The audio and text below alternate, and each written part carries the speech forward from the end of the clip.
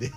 Bueno, dicho todo esto, salimos del Campeonato de Mandriles, que es algo muy importante en la realidad nacional en este momento, y vamos a tratar de recorrer qué es lo que pasó el fin de semana. El fin de semana ocupó un lugar muy destacado, el acto que Milei hizo en el Chaco. Milei fue al Chaco, un acto donde inauguró una especie de estadio, templo evangélico, que de una persona que está conducido, que expresa o que fue construido por un movimiento evangélico que lidera un pastor que vive en el Chaco, que se llama Jorge Ledesma, que además es el padre de 3 hijos, 2 de los cuales también son pastores. Es probable que uno de ellos salga a hablar con nosotros en un ratito. Entonces, antes de contar qué dijo Milei, que es muy importante porque muestra un camino de Milei que es cada vez más pronunciado, que es la mezcla de religión y política, y la idea que Dios está de un lado y el demonio del otro, y Dios está de su lado y el demonio está en el alma de todos aquellos que critican a él, lo critican o son opositores, etc. Una cosa que muchas veces en política pasa, tal vez como siempre pasa en Milei, no de manera tan pronunciada. Entonces, por momentos, quienes no creemos en la fe de Milei, escuchás esto y te parece un poco estrambótico. Pero de cualquier manera, bueno, es la descripción de lo que es él, más allá de la mirada de cada uno, está bien describir cuál es el proceso de cómo él va construyendo sus argumentos. Pero antes empecemos un poquito por Jorge Ledesma. Lo que vas a escuchar son distintos audios, algunos del viernes y otros de otro momento, que están cargados por él mismo, por el pastor Ledesma, respecto de cómo él se relaciona y qué les cuenta a sus seguidores, a los creyentes que participan de su iglesia. Entonces, el primer audio creo que fue el viernes antes de que llegara Milei, y si no fue un poquito antes, pero bueno, es parte del material del pastor Ledesma. Escúchalo. Ahí va, veo en las casas, hay gente llorando, reentendiendo la revelación. Hay gente que está creyendo. Tal vez hay personas al lado tuyo que no lo entienden, pero vos lo entendiste. Y Dios te está ungiendo a vos, porque fuiste buena tierra para la palabra. Recibe. Fuego. Hace rato que no siento una unción como esta.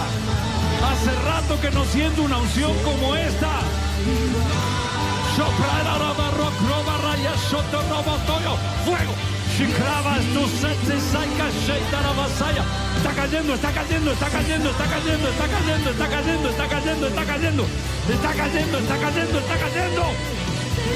Fuego sobre él, plenitud de Dios. Los que recibieron esta unción, fuego, vayan a ministrarla. Ministrenle a la gente lo que tienen. Ya lo tienen, vayan a ministrarlo. Ya lo tienen, fuego. Ahora, ya lo tienen, fuego. Fuego. Ya, está ahí. Bueno, eso es uno de los videos, ustedes lo veían recién por YouTube, los que están conectados con nuestra señal de YouTube, uno de los videos del pastor que fue a visitar Milei el viernes, en el marco de ese acto que estamos mencionando. Otros videos ya no es solamente individual, sino como Dios va a conquistar el mundo. Y las naciones se van a rendir y van a ir país por país y las naciones se rendirán una tras otras. No es ya algo espiritual personal de que Dios está entrando en tu cuerpo y vos sos tierra árida, tierra fértil para la palabra de Dios y vos la vas a transmitir y todo eso, sino ya más un proyecto de dominación o algo así como entiendo yo, pero vos lo escuchás y es realmente impresionante. Escuchalo. Cuando Dios decide que te va a usar, te va a usar. Dios está mostrando que la unción de Dios viene sin límites sobre nosotros.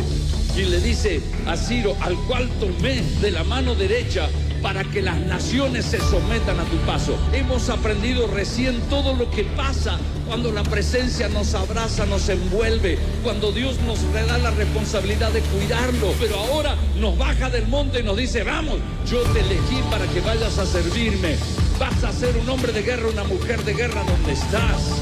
Cuando yo te unjo, te tomo de la mano derecha para que las naciones se sometan a tu paso. Te estoy dando la autoridad de Dios.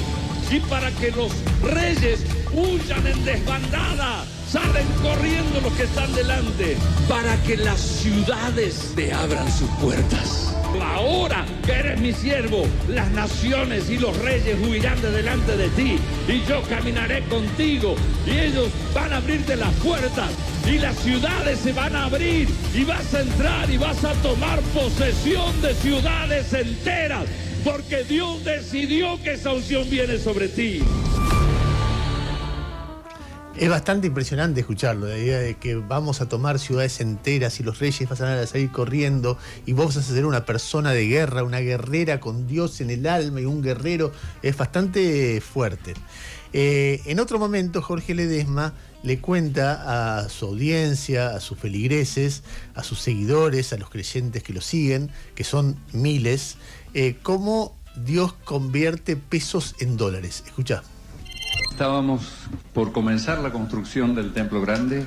Decidimos que íbamos a mirar a fondo qué teníamos de reservas, qué es lo que habíamos logrado ahorrar hasta ahí. Entonces hablamos con la contadora que está por ahí, hicimos un arqueo de todas las cosas. Cada uno preparó lo suyo. Dijo, pastor, falta que usted tiene una caja de seguridad en el banco, pero sabemos que esa no se tocó. Le digo, no, pero ya que estamos haciendo bien, voy a ir a contar de nuevo lo que tenemos. En el papelito decía que nosotros habíamos comprado, que teníamos ahí guardados 100,000 pesos, y que yo había sacado 6,000 de ahí para comprar dólares.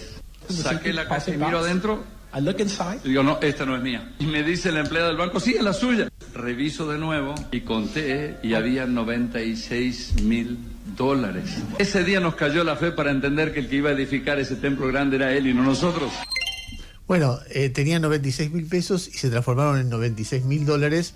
Y bueno, era una señal de que Dios construía. También en algunos de los videos se ve hay algunas constantes en los videos, sobre todo una constante de, primero, cuando él habla en el templo que inauguró y en otros templos, él va y es rodeado por gente. Y en un momento, alguna gente él va y le toca la frente. Pero le toca así, mínimamente, y la persona que recibe ese, creo que se llama imposición de manos, se desmaya inmediatamente. Y vos ves, pero el tipo va recorriendo y toca, y cada vez que toca, pum, pum, pum, van cayendo. Es bastante impresionante verlo. Eso se hizo, eso sí, hay un video que ocurrió antes del acto en el que habló Milei, se produjo esa ceremonia en la cual hay feligreses, creyentes que se desmayan al paso de Jorge Ledesma. Hay un audio que muestra cómo alguna gente que los médicos daban por que nunca más iban a poder caminar, gracias a Dios o en medio de esa ceremonia, se levantan y caminan. Escuchá. Los doctores le dijeron que no se iba a poder levantar, tenía que ser operada. Usted soltó la palabra que iban a empezar a sanarse los enfermos solos. 1,000 kilómetros hizo para venir a recibir su milagro. Los doctores le dijeron que no se iba a poder levantar, tenía que ser operada. Se puso de pie y empezó a caminarse en la silla de rueda. Que hay un portal, aquí cualquier cosa puede pasar. Acá hay un portal, se refiere porque es el templo, el lugar, el estadio donde estuvo Milei, se llama Portal de Dios. Y supongo que la organización también, ahí obviamente a mí se me escapan matices y puedo decir cosas que no son correctas. Bueno, y hasta acá una breve descripción de este hombre Jorge Ledesma, muy breve en base a material que él ofrece en las redes y que él difunde. Es un buen trabajo de la producción de seleccionar todas estas cosas. Y decía, hasta acá es un fenómeno religioso creciente. Ustedes saben que los evangélicos van creciendo. Imagino yo que viendo desde alguien que no lo es y que conoce muy poco del tema, todo parece igual, pero debe haber muchos matices dentro del movimiento evangélico. De hecho, ayer yo veía testimonios de gente que había ido al Chaco, especialmente porque son creyentes de esta religión, y se encontraron con Milei ahí y estaban a las puteadas. ¿Y yo qué tengo que ver con Milei? Yo vengo por otra cosa. Y estuvieron un ratito ahí, después pidieron perdón para irse. No sé, debe haber de todo, debe haber pastores que creen una cosa, pastores que creen otra, etcétera. Pero evidentemente esta es una referencia muy importante. Y también hay que tener en cuenta también la picardía de los líderes religiosos, porque Jorge Ledesma era muy amigo de Capitanich hasta hace poco. O sea, Capitanich iba habitualmente. Incluso hubo un lío en plena pandemia porque Capitanich autorizó en junio del 2020 una ceremonia con cientos de personas todas juntas en medio de la pandemia, porque era amigo o tenía algo que ver con Jorge Ledesma. No sé qué cuál de las características, si eran amigos, si había un acuerdo político, pero antes de ir Milei a estos actos, iba Jorge Capitanich. Yo conozco el Chaco y me acuerdo de haber pasado en el centro por un lugar que se llamaba Centro de Avivamiento, que era un lugar bastante importante, y que era, ahora me doy cuenta que era parte de la construcción de Jorge Ledesma, que viene de mucho antes de Esdero y de Milei. Lo que pasa es que nunca fue un presidente un acto así. Y entonces el sábado está Javier Milei en la inauguración de ese mini estadio de 15.000 personas, donde lo llaman Portal de Dios o Portal de la Luz, etc. Y Milei hace un discurso que tal vez, entre tantos discursos religiosos, trata de recordar, y vas a ver que cuando Milei habla del Papa, ya hace bastante tiempo habla del representante del maligno en la tierra.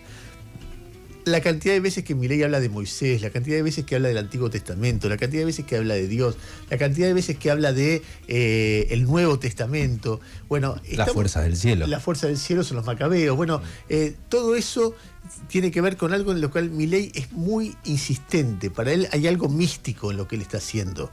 Hay algo mesiánico. Y lo que asistimos el otro día es a, digamos, de cualquier texto histórico se puede extraer lo que vos quieras.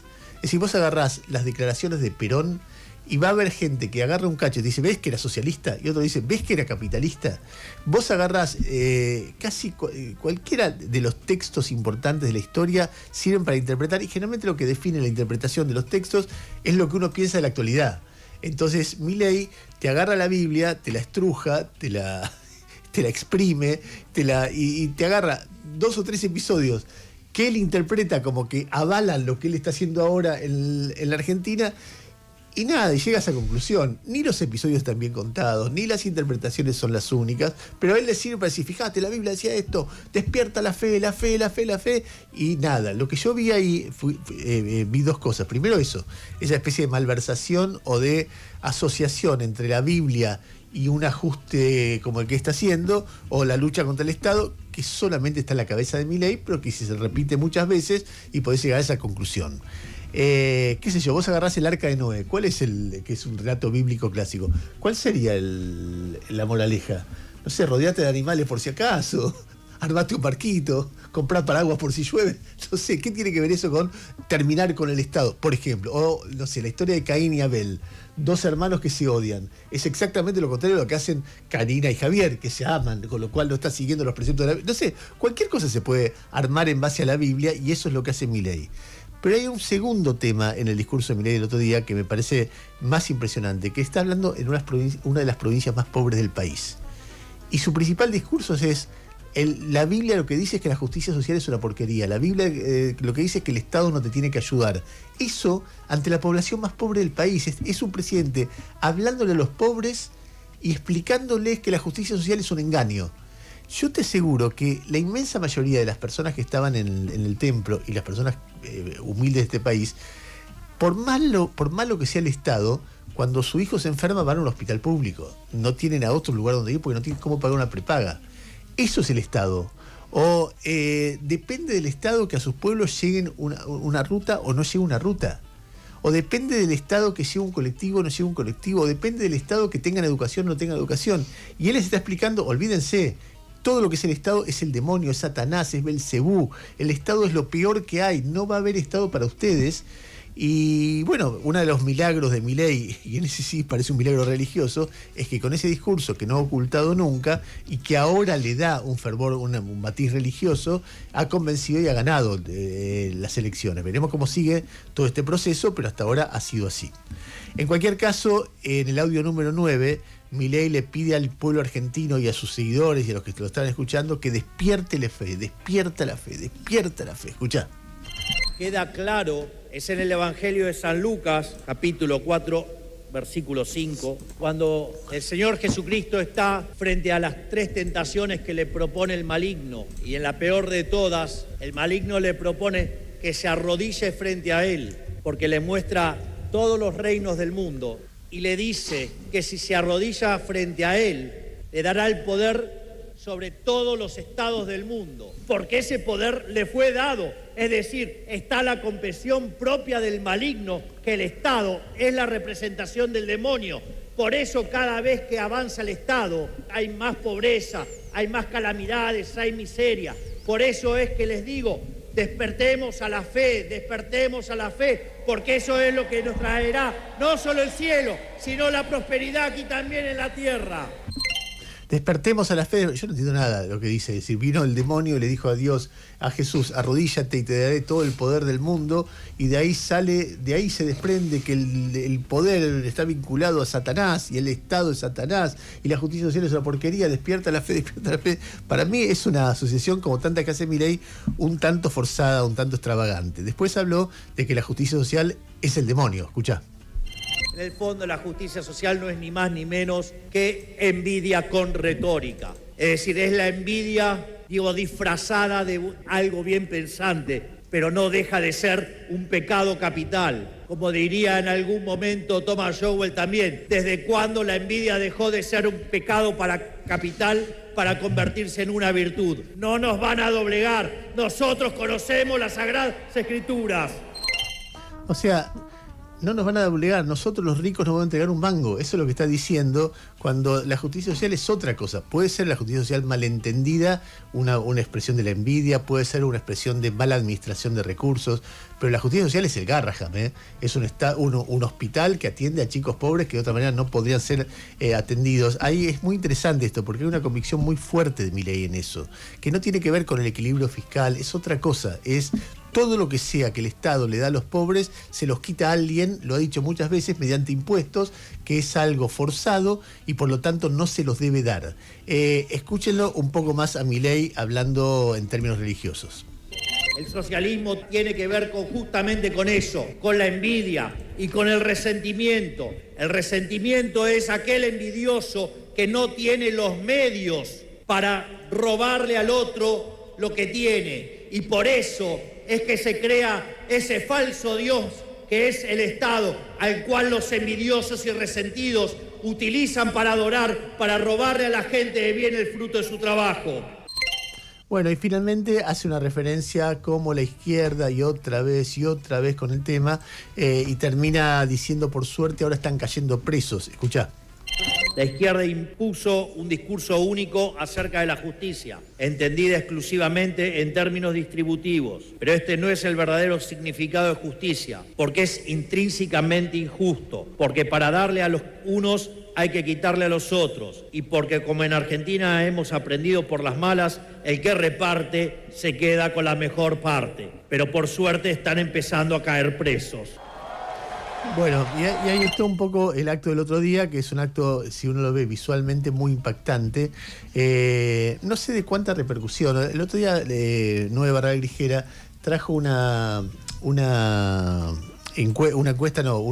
análisis de una consultora sobre cuánto se habla de... Hay consultoras que analizan cuánto se habla de distintas personas en las redes.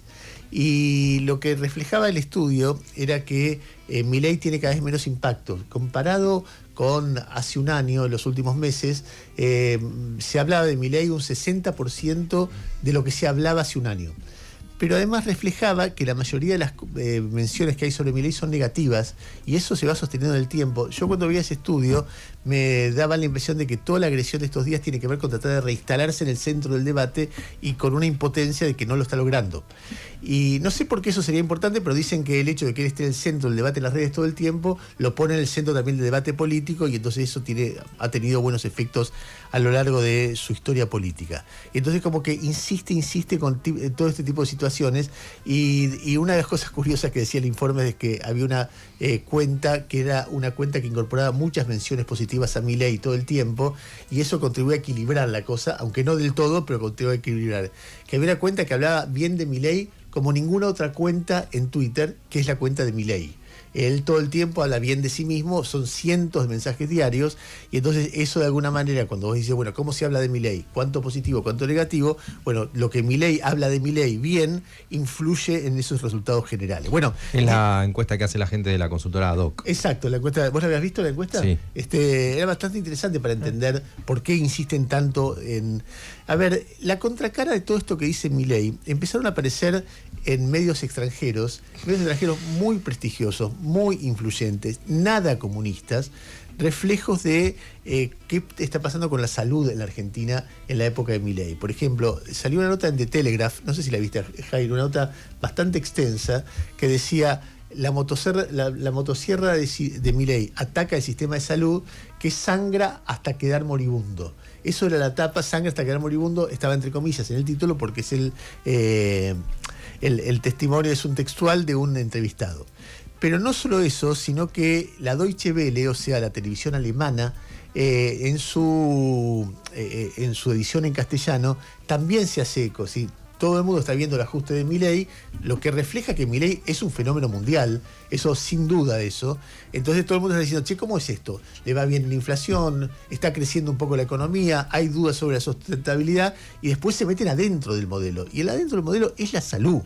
Entonces aparece la Deutsche Welle haciendo esta cobertura. Vamos a poner un cachito. Los que están viendo por YouTube lo van a poder ver y si no lo van a escuchar lo van a entender, pero vale la pena escuchar un cachito de esto. Escuchá. Ariel Wagner tiene leucemia. Ahora espera en el hospital de clínicas los resultados de su análisis de sangre. No tiene medios para pagar los medicamentos que necesita para su tratamiento contra el cáncer. Yo no elegí tener cáncer. No elegí que esta enfermedad tenerla. Y en realidad vale mucha plata. Y por más que tenga trabajo y que esto no la puedo sustentar porque vale 21 millones de pesos cada frasquito de medicación que dura un mes. Y nada, lo que esperaba era que el Estado me pueda dar una mano y el Estado nos abandonó totalmente. Antes los pacientes recibían gratis esta medicación, pero el presidente Milei anuló este financiamiento, así como otras prestaciones del sistema sanitario. Los programas de detección precoz del cáncer de mama y de cuello uterino también se suspendieron. Tenemos el registro de más de 60 personas fallecidas por no haber llegado a poder contar con sus medicamentos oncológicos, tratamientos que se estaban llevando adelante. Los medicamentos oncológicos en algunos casos son impagables, digamos, ¿no? O sea, son realmente muy caros y además de un montón de personas que fallecieron, hay más de 1.500 expedientes esperando ser tratados para que esas personas obtengan su medicación. Los medicamentos para el cáncer y otras dolencias graves ya no los encarga el Instituto Nacional del Cáncer, ahora los hospitales son responsables.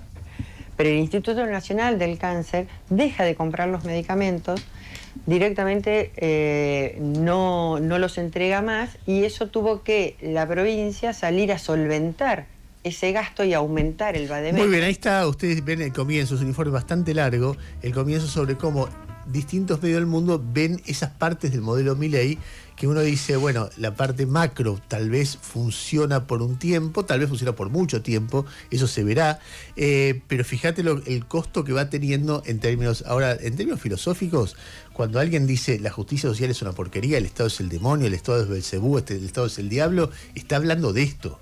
Porque si vos me decís, el tema son los ñoquis, bueno, pero el Estado son los maestros, el Estado son los policías, el Estado son los bomberos, el Estado son los enfermeros y las enfermeras, los kinesiólogos, es decir, todo el personal de salud. O sea, el Estado atendiendo a la gente. Tiene que hacerlo bien, tiene que hacerlo bien. Si hicieron cualquier cosa en nombre de esto, probablemente se hizo cualquier cosa. El Estado vacunando. ¿Cómo se va a vacunar la gente que estaba escuchando a Milei el otro día? No los que estaban en primera fila, que esos pagan entradas muy, muy caras, sino los que estaban atrás, si el Estado no los vacuna a los hijos. Realmente es muy difícil de entender, pero bueno, es la convicción de Milei. Hay un presidente que cree, pero fervorosamente en esto.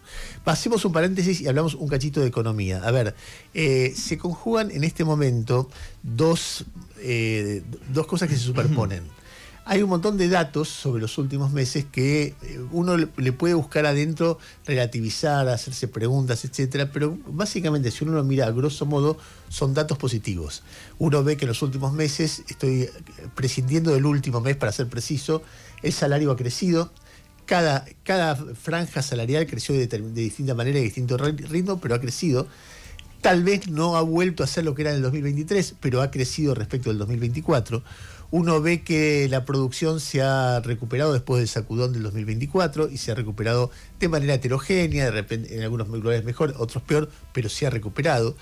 Que la pobreza como mínimo no ha subido y tal vez ha bajado respecto del momento que ha bajado un poco de que recibió el poder Milei, que la distribución del ingreso no ha empeorado. O sea, uno ve que el consumo empezó a levantar y esa es una que Milei en este momento está agitando mucho con esos números, que son números que él los exagera mucho, él omite referencias de contexto, pero que son números que el gobierno puede defender y defender muy bien respecto de, diría, último trimestre del año pasado, primer trimestre de este año. Lo que pasa es que esos números conviven con preguntas respecto de cómo siguió evolucionando la cuestión.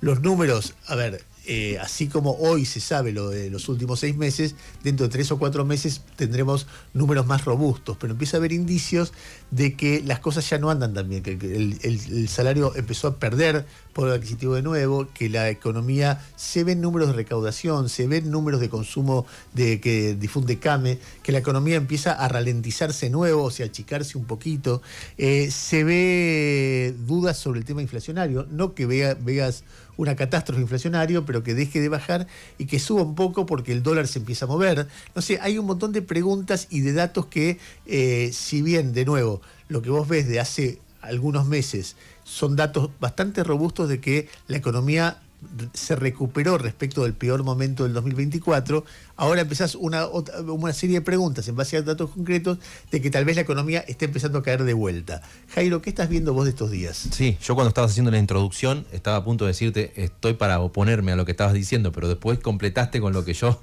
también estoy viendo, que es que obviamente no estás hablando de un escenario dramático en ninguno de los sentidos, pero es muy interesante ver cómo en las entrevistas que está dando el equipo económico les preguntan sobre una situación de hace 3 meses y se habla de una economía tal cual estaba en el primer trimestre como mucho de este año, porque vos podés pasar en limpio, repito, señales de desaceleración como mínimo, no sé si de ingreso más adelante una recesión, pero vos podés pasar en limpio. De los últimos 3 meses, el índice general de actividad económica del estudio de Orlando Ferreres, hubo 2 que dieron caída contra el mes previo, marzo y mayo.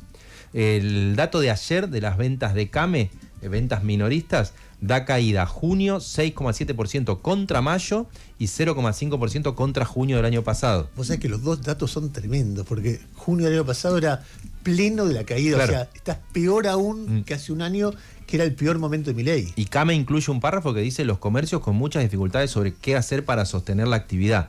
Eso dice el informe de ayer de CAME, que solo para agregarlo, Milei solía compartir y decía, ven que esto es en B, etcétera, etcétera. Bueno, ahora no.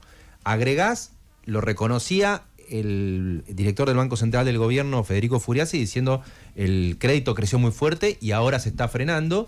El dato que acompaña a eso, a nivel general, es el dato de crecimiento de la morosidad sin niveles dramáticos. Hay gente que paga un poquito más del mínimo en la tarjeta también. Y a nivel empresario, cheques rechazados en picos históricos y señales concretas de problemas financieros en empresas, por ejemplo, ligadas al agro, con un montón de matices. Pero de golpe ves resquebrajamiento de pagos de consumidores, de empresas, de obligaciones negociables también en empresas. Otro componente, entonces vos ves actividad económica. Ahora, qué heterogéneo que es, ¿no? Porque vos hoy lo decías, pero yo también lo había leído, no sé, la mayor cantidad de venta de autos usados del 2015, por ejemplo.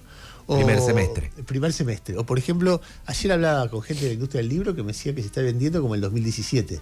No llega al 2015, pero se va acercando. Me dice, nosotros hemos visto, me decía, desde el 2015 que asumió Macri, el 2015 fue espectacular, que es un registro muy importante para tener en cuenta. 2015 fue espectacular y después va cayendo, de repente sube a 7, después sube un poquito y vuelve a caer, pero el 2015 es caída libre. Y en los últimos meses hemos visto una subida que no veíamos desde el 2015. No es que se vende como en el 2015, pero la subida es bastante impresionante. Bueno, todavía tenés sectores que están registrando recuperación en durables y semidurables, como se dice. Lo que aparecen son preguntas, a esos consumos que están con el dólar quieto y el crédito. Si el dólar se mueve y el crédito se ralentiza, ¿qué pasa? No tenés ya una manifestación de retracción económica. Pero sí vos ves distintas situaciones para ir mirando muy en concreto. La recaudación de impuestos cae 13% en términos reales, impuestos a débitos y créditos bancarios, que es uno de los indicadores para seguir la actividad económica. Entonces, bueno, así como vos cuando podías datos positivos los sigas poniendo arriba de la mesa, acá aparece la pregunta. Y después está si esto es parte o no de una consecuencia de lo que elige el gobierno de no meter plata en la economía. Porque acordate, vos podés leer a Salvador Di Stéfano, economista cercano al gobierno, que dice, bueno, el otro dice un hilo que dice casi algo así como la gente no quiere entregar sus dólares del colchón, no se monetiza la economía y las tasas no van a bajar y entonces vamos a ir a una recesión. O sea, casi como un fenómeno de la decisión de los actores económicos. Del otro lado te pueden decir, bueno, si el gobierno comprara dólares para las reservas, echaría pesos a la economía, habría más pesos, las tasas bajarían, tendrías un poco más de inflación, un poco más de movimiento, pero había plata para circular, porque también es parte de lo que te dicen en el campo. Che, no hay pesos, no hay crédito, el crédito está muy caro, el campo se financia con crédito, hay problemas para pagar, tenés resquebrajamiento de la cadena de pago. Entonces hay como, señales nuevas en el último trimestre de que lo que venía pedo de buzo, diría Milei, en algún sentido, bueno, el buzo ya hizo la digestión, sería la consecuencia. A ver, todo esto lo seguimos nosotros, digamos, lo que uno ve en general es que el gobierno se enfrenta a un montón de dilemas. Después de haber bajado la inflación a un alto costo, se encuentra con una economía donde tenés que elegir entre inflación y actividad, tenés que elegir entre deuda o subida del dólar. No es que de repente hubo un ingreso de capitales fenomenales que te resuelve esos problemas por un tiempo y la economía empieza a andar de manera genuina. No entran capitales por dudas con la Argentina, dudas con el esquema Milei, y al no entrar capitales la economía no crece, salvo por métodos que te generan un dolor por otro lado, y por otro lado vos tenés una situación del dólar que es inestable porque no tenés suficientes dólares y la tenés que tener bajo, pero si tenés bajo se te van muchos dólares, pero si lo tenés alto se te sube la inflación. Un gobierno argentino frente a los dilemas de la economía argentina. Si esto es acompañado por un bombazo electoral que la rompe en octubre, le va a dar aire. Ahora, si los resultados son más bien magros, digamos 35%, 30% a nivel nacional, y puede forzar al gobierno a tener momentos, por lo menos tensos, no más que eso, tensos, en una sociedad que si muestra un acompañamiento fuerte le va a dar un envión, y si muestra un acompañamiento más débil, bueno, va a generar dudas sobre hasta qué punto está fuerte Milei. Y si no, la otra es el Pastor Ledesma al Banco Central. Y si de no, los pesos y los hace dólares. No sé si sirvió con 96.000, no sé si va a servir con miles de millones. Por ahí Dios dice, flaco, me estás pidiendo demasiado. Pero, tengo que darle un poco a Uganda. ¿Hay qué? ¿La restricción externa? Se te va la mierda, claro. A ver, dos cosas más importantes. Hay varias cosas, pero simplemente mencionar. Página 12 saca ayer una primicia importante, que son fotos de Mauricio Novelli entrando a cajas de seguridad. Mauricio Novelli fue el gran imaginador del escándalo del LibraGate, un hombre sobre el cual Milei nunca se atreve a hablar. Y se lo ve entrando a cajas de seguridad, abriendo unas cajas de seguridad, él personalmente, unos días después de haber estado en la Casa Rosada y unos días antes del 14 de febrero, que es cuando estalla el LibraGate, y después se ve a familiares suyos sacando plata de esa caja de seguridad en los días posteriores al LibraGate. ¿Qué significa eso? Y bueno, tendrá que determinar la justicia, pero ustedes imagínense si esto hubieras visto a Máximo Kirchner entrando a cajas de seguridad y te hubiera filmado lo que sería la difusión mediática del tema. ¿Cómo estarían los 5 o 6 muchachos que son mileístas fanáticos con esas ideas? Hoy no la van a pasar, no van a dar interpretación, no van a decir nada, porque el eje de su vida ahora tiene que ver con que detengan periodistas, que detengan, ya va a ser detengan periodistas, que detengan militantes políticos peronistas. Entonces están diciendo, justificando detenciones que por lo menos merecen preguntas. Tema sobre el cual, por supuesto, vamos a volver, pero la mayoría de los detenidos ya fueron liberados. Una de ellas está en prisión domiciliaria y queda una detenida que se llama, y lo tenía por acá, ¿cómo era que se llamaba? Eva Mieri, jefa del bloque de concejales de Quilmes, que sigue detenida en la cárcel de Ezeiza. Finalmente, en la agenda informativa del día de hoy, aparece una extraña amenaza, raro en la Argentina, esto no ocurre habitualmente, una amenaza de bomba contra los trenes que vienen de zona norte. El tren Mitre, creo que tiene paralizado tenía hasta hace un ratito paralizado todas sus formaciones, lo que genera un lío bárbaro para toda la gente que tiene que venir de zona norte. ¿Por qué eso? Porque al parecer una telefonista que está en Vicente López recibió una amenaza de bomba contra el tren y están viendo si hay una bomba, si no hay una bomba, etcétera, y esto tiene una gran difusión en los medios. Veremos si se revela quién es, quién fue, de qué manera, pero digo, uno